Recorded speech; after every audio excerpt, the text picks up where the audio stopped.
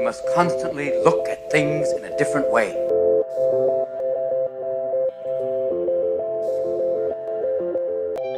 The Healthcare Education Transformation Podcast was created by two physical therapists out of the desire to learn more about the different educational roles in physical therapy and healthcare, and how healthcare education works by talking with educational leaders and people with different perspectives within physical therapy and across interdisciplinary lines on how education can be improved to disrupt the status quo of healthcare education.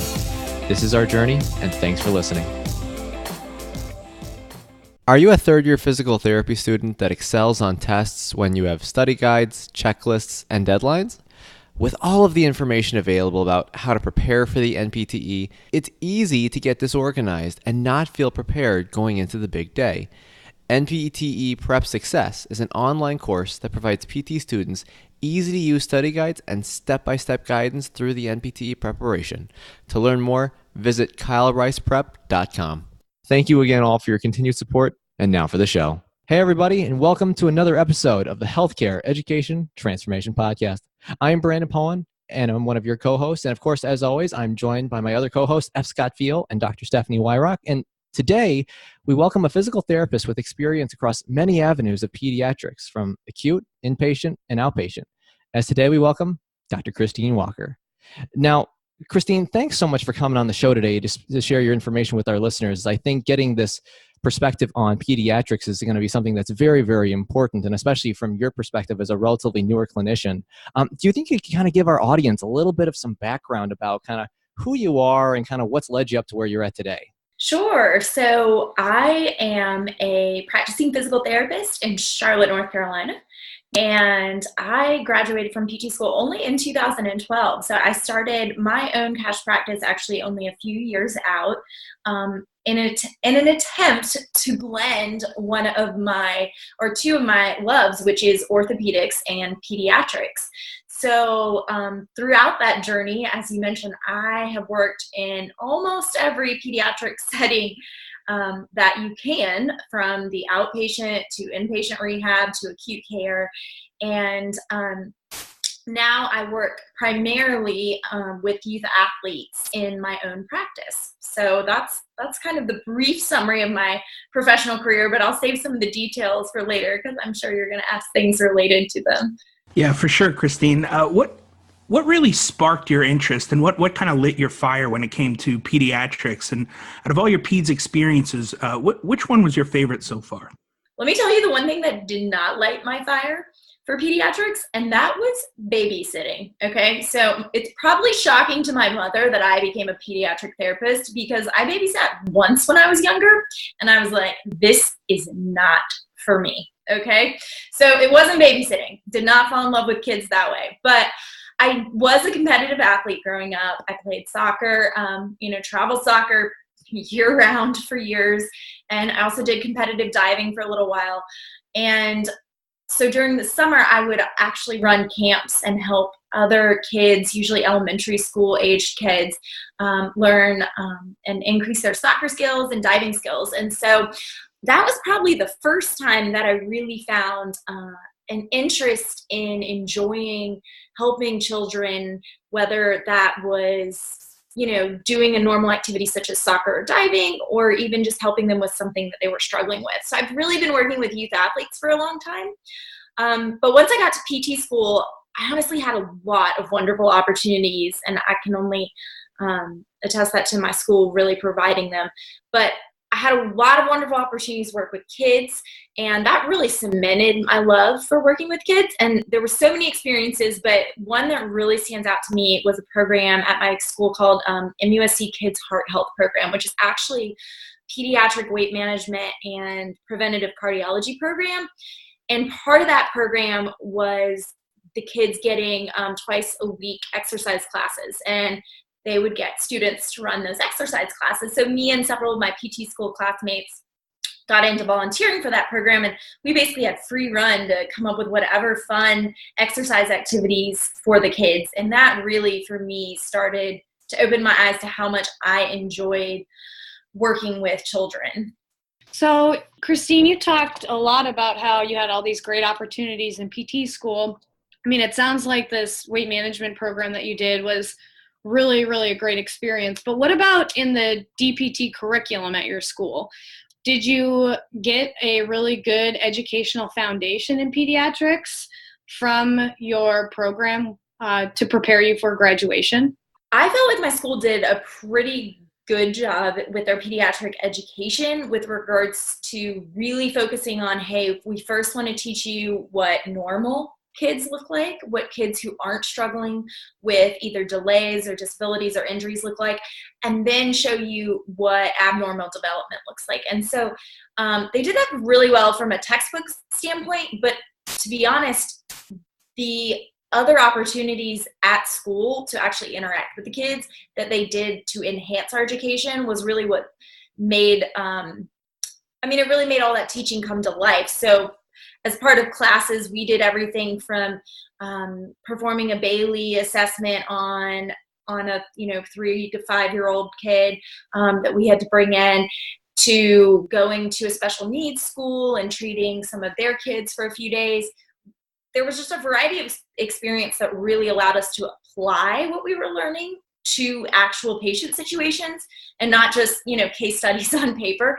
And honestly, that made really the biggest difference when it came to preparing me for, my pediatric rotations. And I think that's another big part. I know that's not necessarily the curriculum per se. And depending on your program, I understand there might have to be a little certain bit of luck to get a pediatrics rotation. But my pediatrics rotations obviously really reinforced everything else that came along with, the classroom learning. So honestly, it's a blend of things. I can't say it was like just the book learning. So then once you graduated, what have you done to expand your pediatric experience? I mean, you graduated in 2012. You had all these great applied learning experiences that you could utilize. Now you've graduated. How have you expanded your educational journey since then? Well, I guess it's hard to not come back and kind of reflect on like how I guess I got to this point and including those rotations. So when I went to select them, I felt really stuck between pediatrics and ortho, because honestly, those were my two loves in life. And that's really why I've now transitioned to starting my own practice and trying to blend the two. But, those rotations had such an impact on me and the decisions I made on, how to pursue even learning and job selections afterwards. So for example, I did 2 ortho and 2 peds rotations because I really knew it was going to come down to those 2 areas for me. One of my pediatric ortho one of my pediatric outpatient rotations was in Charlotte, and the other was an acute care setting at Texas Children's Hospital, specifically in neurology and neurosurgery. But to be honest with you, what's really funny about all this is that what shaped me the most is my outpatient ortho experiences, because I was really blessed with very unique ones. And I think even if you're really interested in peds, you may sometimes forget of how much you can learn and be influenced by the other settings, and how much what you can learn in those settings can really make you a better peds therapist. And so I feel like I have to mention those rotations because, my first rotation ever as a student was at an outpatient ortho clinic that occasionally saw a kid here and there, but not regularly. But I was completely blessed and spoiled because they provided amazing customer experience when it came to talking with patients and family members. They encouraged a really great lifestyle for their therapists. They took 2-hour lunch breaks and encouraged people to go work out in the gym during that time. They even came into work 30 minutes early to pray for their patients beforehand. It was just a very, very unique setting, all being, and on top of all that, they didn't ever even double and triple book. They never even double booked, okay, their patients, all while being a inpatient, in-network clinic, right? It's pretty much unheard of. And yet they were still profitable and doing well. Clinic's still alive today. So they weren't just doing this from the goodness of their heart. And so I really found from that experience, I was like, this is what physical therapy is supposed to be. This is the care and the attention that I'm supposed to be able to give people to really make lasting changes and transformation. And so that was always something that I carried over with me, even on my peds journey. because my second ortho rotation, while it was amazing, and I had a residency trained CI who was incredible and is still a friend to this day, we were double, triple, even quadruple booked sometimes. And I just never felt like patients were really getting the excellent care they deserve. And so I kind of knew coming out of that, I was like, I can't go work in an ortho PT mill. And yet outpatient peds was a lot of development, and I liked it, but I wasn't sure I wanted to fully do that like 40 hours a week either. I was kind of stuck in this middle ground. And then I wasn't ready to move to Houston to pursue acute care peds, even though I loved it. So I was in this really weird position. So I was like, how do I take this journey of becoming the peds therapist that I want to become, realizing that, the opportunities are limited, and I also feel this obligation to my patients to be treating them in a certain way. So that's a long way to say, basically after school, I went on a very non-traditional path to being a pediatric therapist. So I originally started as a outpatient therapist just a couple days a week at a clinic. And if any of the students out there listening are thinking about doing this, I will say this is a very complicated situation to take a job at a private outpatient pediatric clinic, because a lot of them are in this weird state of not being able to guarantee you hours, and a lot of them actually pay you per patient. So you're in this really weird situation where you're not really sure how quickly your job's going to grow, et cetera. And so that didn't work out, because after about 6 months, I was still only working 2 days a week. And so that, and unfortunately, I'm not the only person who I know with this story. I have several friends that this happened to as well. And I started looking for something else. And at this point, I was so desperate to get back in the hospital, because I just really loved pediatric acute care. I was like, I don't care if I have to treat adults, like just get me back in the hospital, get me doing something. And so I did. But this is the interesting thing, just because I had that short amount of pediatric experience, plus I had some really strong pediatric rotations, I was able to get a job on the understanding of, they're like, well, we don't have any openings in acute peds, like we rarely do, but we're going to hire you. And since we know you have this awesome experience in it at Texas Children's, which is the largest children's hospital in the country, we might get you in there eventually. That's kind of and I'm hired thinking, whatever, I just need more work. I'm a new grad. I can't work 2 days a week. I'm like, that sounds all good, but I'm not going to, count on promises that didn't work out like last time. So I took a really untraditional route. I went from outpatient peds to acute care adults. And I'd actually never done acute care adults in my life. So that was a little bit of an interesting wake-up call. So the funny thing is, what I've learned the most, though, through this journey of kind of bouncing around the different areas, is that you really are going to get as good as the people you surround yourself with, whether that's in peds or in adults. I mean, honestly, and there's a lot of things that you can learn from treating adults that you can then translate to do pediatrics. And they always told me, if you can do peds, you can do anything.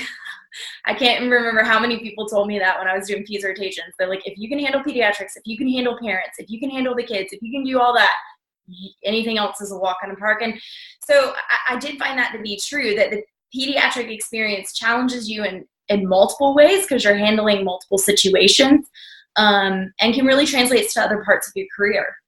Yeah, that's a pretty good point, Christine. I just have kind of a follow-up to that. You had this great didactic work, and you had, these great clinical rotations, but was there anything that you still kind of felt unprepared for coming out of school related to the pediatric world?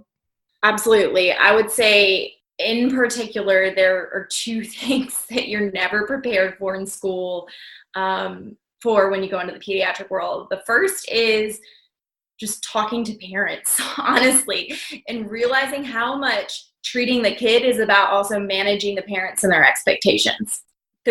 I'm not sure there's much you can do in school to prepare you for that dynamic, other than realizing that you need to treat the parents so much. Essentially like a patient as well. Of course, you're speaking to them on a different level than you are a 5-year-old or even maybe a 13-year-old. But truthfully, you have to manage them just as if they're your client just as much as their kid. And honestly, the second thing that you're never prepared to deal with is to watch your kids die. or even just to watch them slowly decline. Like I had 3 kids pass away on me in 8 weeks at Texas Children's. And I mean, that's working at the biggest children's hospital in the country on a neurosurgery floor. So you can imagine they see the toughest cases, but like nothing truly can prepare you for that or for handling that. And personally, it doesn't get easier as you get older, because if you do things like become a mom, or it just becomes even harder, because you can see yourself in that position and relate on a totally different level. So can't fault school for that one either, but it's just something you have to know going into pediatrics that you're going to face and you're going to deal with, and you have to know it's coming and that it will be okay, and that it's still just a privilege to help people in their time of greatest need.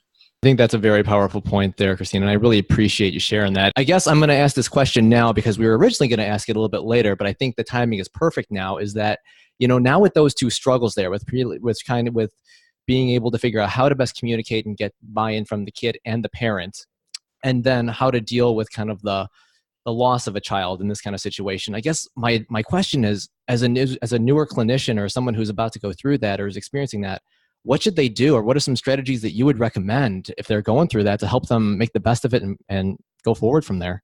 A lot of prayer. Am I allowed to say that?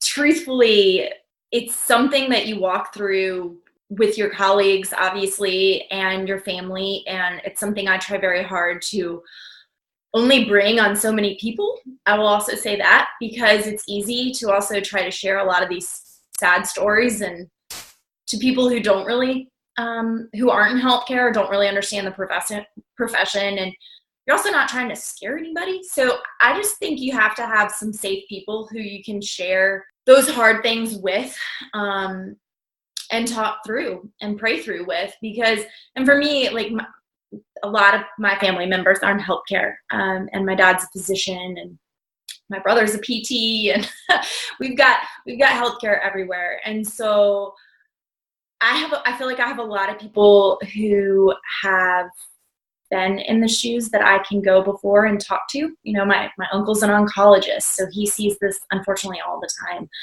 time. You can't run away from it.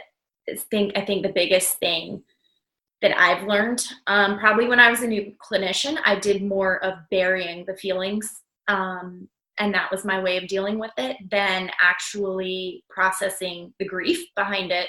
And I think we need to just not be afraid to be real and, you know, give parents a hug, or give a kid a hug, or just be there and let them cry for you. I mean, I've had to do that. And that's just, I think when we can experience that grief with each other and acknowledge it and recognize it for what it is. For me, I don't know if I'd be able to do it without the great hope that I have in God, honestly, and without prayer. So that's about the best advice I can give, is to pray and to process it with other people. I think that's a really good point, Christine, because I mean, as physical therapists, even though we're not physicians and we don't a lot of times have as many patients that may pass away, but it does happen. I know a book that I have read that has really helped me understand death and really kind of see it from a different perspective, and really appreciate my job as a physical therapist, improving quality of life versus quantity of life, is Being Mortal by Atul Gawande. Wonderful book. If you haven't read it yet, definitely should read it. What are some books that you have read that you think people should read that may help them, that may give them nuggets of gold for life lessons or business lessons, or even in lessons like we just talked about with these painful situations that may involve a lot of emotional issues? For me personally, the last year reading, I've been working through the book of Romans with my Bible study. And to me personally, honestly, that has been the biggest transformation for me on contemplating death and thinking about really the great hope we have in life. But beyond that, I've also been reading a lot of books on business, just because that's where I'm at in the stage right now of growing my business, 2 businesses actually. And a fun book on life and business and just thoughts and treating people, and really providing an experience, whether it's because you're running a business or because you're treating patients one-on-one, honestly, is Capital Gains by Chip Games, which is the one of the stars of Fixer Upper.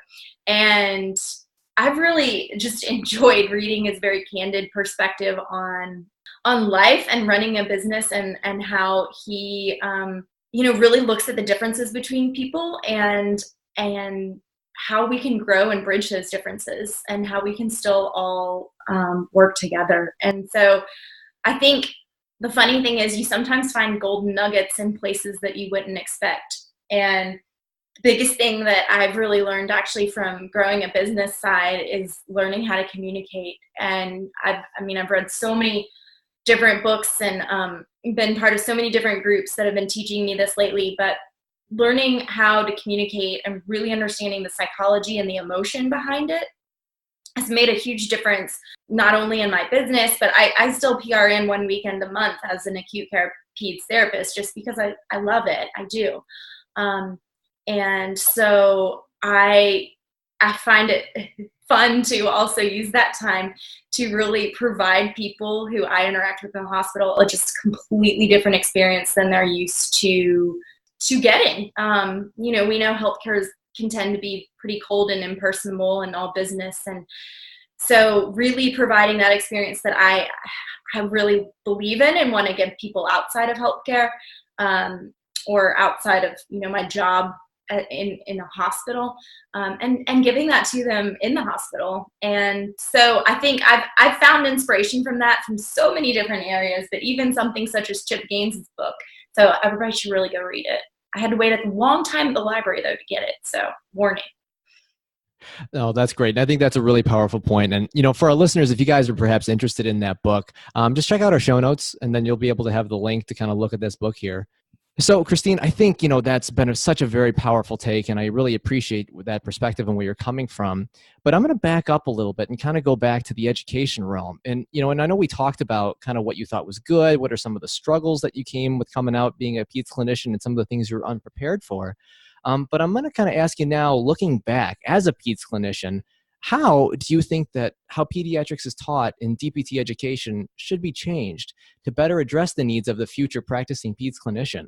Well, I've thought about this a lot, especially as I reflect on different people's experiences at different schools and kind of the stories you get when you're out in the field and hearing about how others learned and got to where they were. The biggest problem people have is they learn a lot about peds in the textbook, and then when they get out to actually handle a baby or a patient, they have no idea what to do.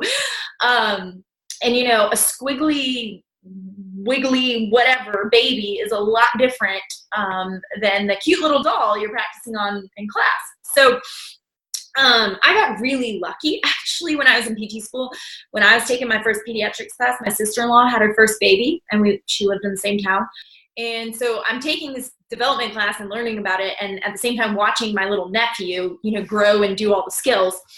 And so, now for being a mom to two kids, like, I've watched normal development from 0 to 2 multiple times, and that is just so crucial when it comes to understanding pediatrics, and I would even argue to understanding adults as well. My grandmother jokes you're once an adult, twice a baby. So it's true. If you like pediatrics, a lot of times geriatrics is just kind of the reversing of that process, right?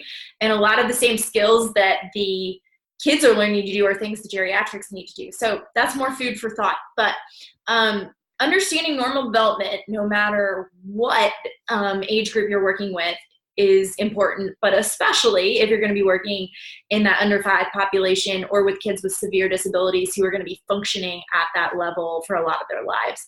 So the best thing you really can do is to actually get a chance to hands-on handle what babies are like.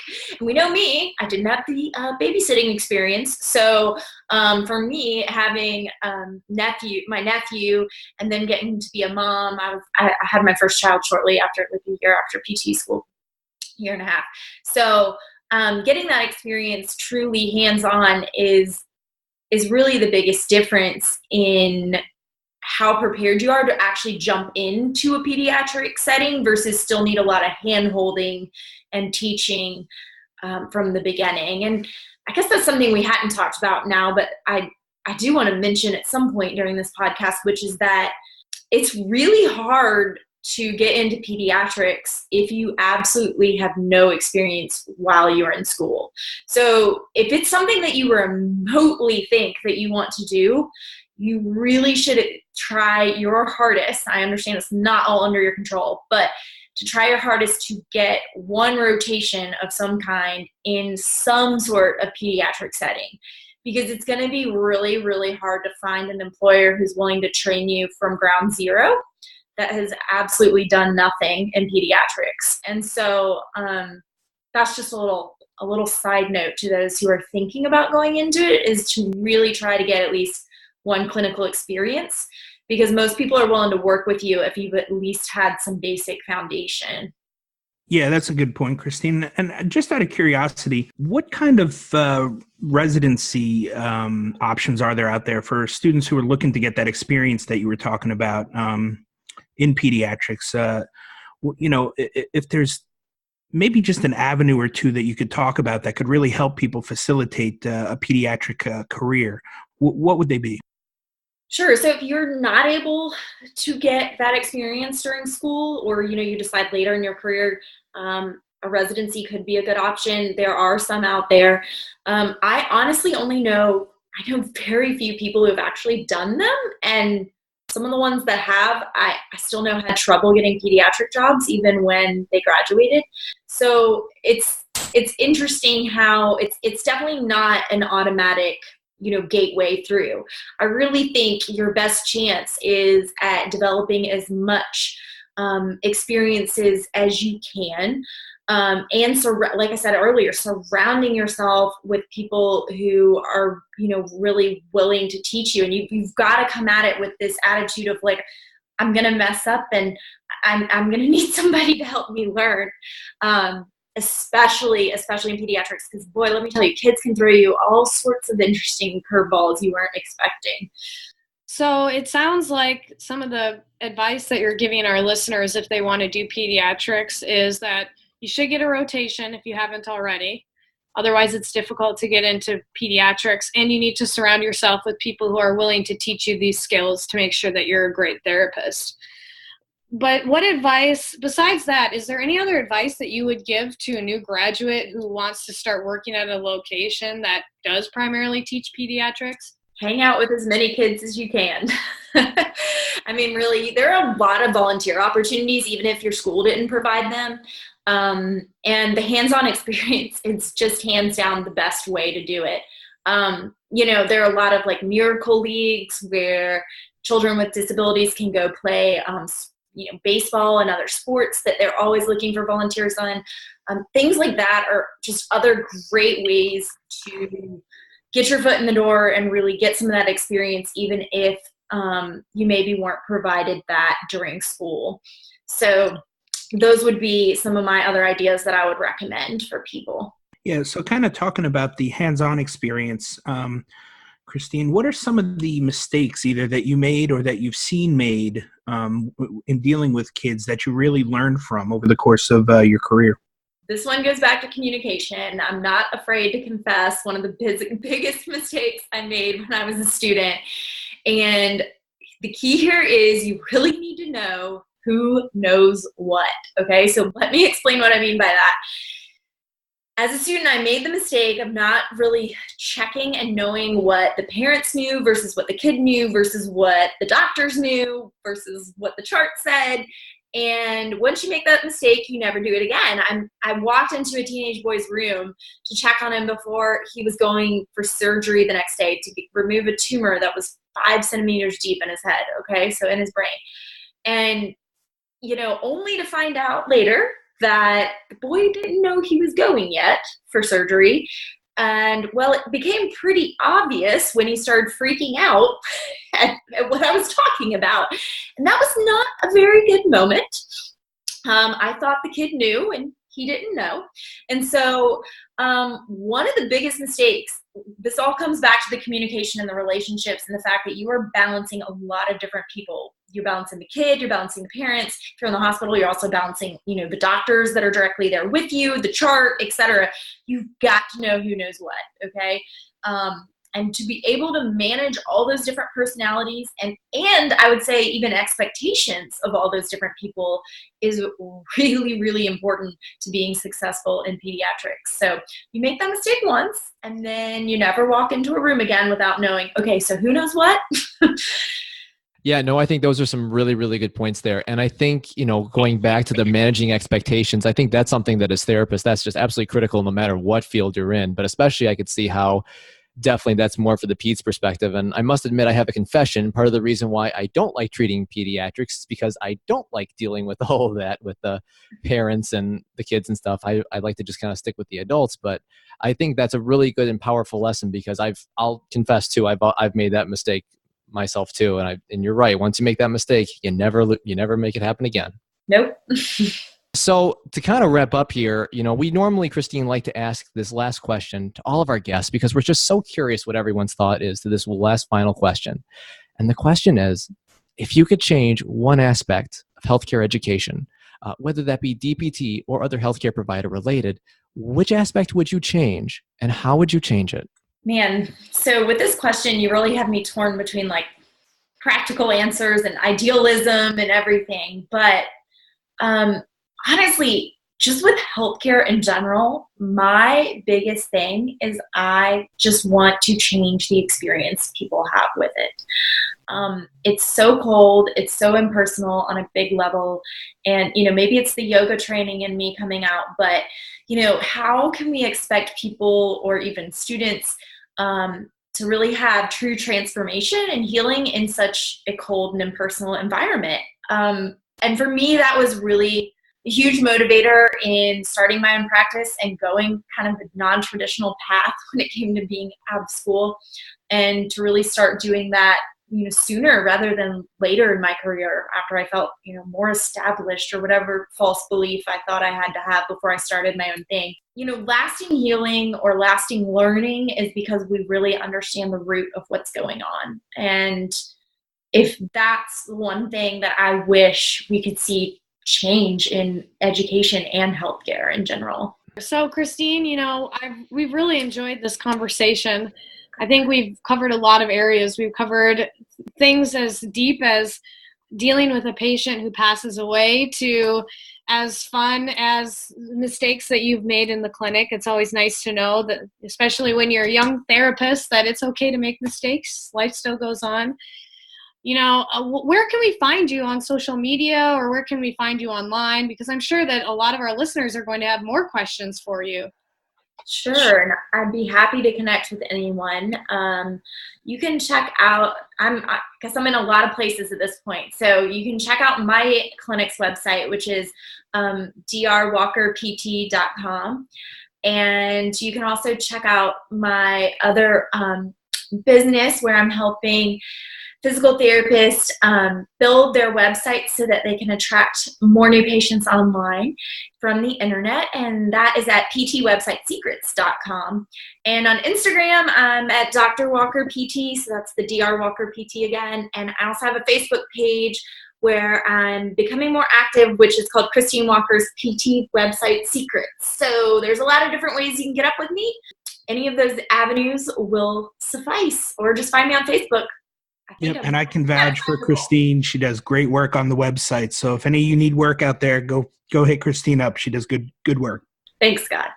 No, love it. And, for our listeners who are kind of curious about that, we'll put all the links in the show notes so you guys have access if you're ever looking. But, again, Christine, thanks so much for your time and your perspective. And it's always a pleasure. And thanks for coming on. Absolutely. Thanks for having me. Thank you for listening to the Healthcare Education Transformation Podcast, as we greatly appreciate your support to help us advance healthcare education. We are very happy to announce that we have created a new tool to help develop clinicians into better experts. With that being said, we have created the HET Lite tool, which Lite stands for Learning, integrated towards expertise. And what we've done is we've taken our first year's worth of episodes with experts in the fields of healthcare and education, and we've taken one golden nugget or theory on expertise and presented it to you in a very easily consumable format so that people can take one lesson or nugget per week and map out and plan how to incorporate it into your clinical and educational practices. And by the end of the year, we think you'll be pleasantly surprised at how far you've progressed towards becoming an expert. To find out more, please check it out at pteducator.com/HET, which is also available in our show notes. Thank you again all for your continued support. Thank you for attending class today, and we hope that you learned something and gained value from the content. If you'd like to schedule office hours with us, feel free to add us on Twitter at HET Podcast, on Instagram, HET Podcast, on Facebook, the Healthcare Education Transformation Podcast, and the homepage, healthcareeducationtransformationpodcast.com. And for those of you following along in the syllabus, extra credit can be obtained by liking us, sharing us, and leaving a review. Let's continue our journey up Mount Educational Success as lifelong learners.